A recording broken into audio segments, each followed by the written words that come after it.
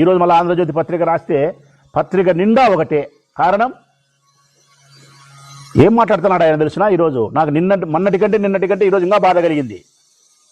నేనేదో పొరపాటున మాట్లాడినా పొరపాటున రాసినా అని మాట్లాడలే ఆయన.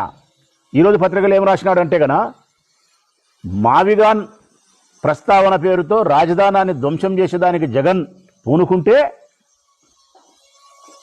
దాన్ని మేము వేలెత్తి చూపుతున్నాము, రాజధాని గొప్ప నిర్మాణము, చంద్రబాబు నాయుడు గొప్పగా చేస్తున్నాడు అని మేము వేలెత్తి చూపితే, మేము దాన్ని అనుకూలంగా మేము మాట్లాడితే, రాజధాని అమరావతికి అనుకూలంగా మేము మాట్లాడితే మా మీద ద్వేషంతో జగన్ మనుషులు మా కార్యాలయంపై దాడి చేస్తున్నారని. ఇది పెన్నా? ఆ పెన్నులో సిరానా ఉండేది కాదు, ఆ పెన్నులో ఉండేది సిరా కాదు.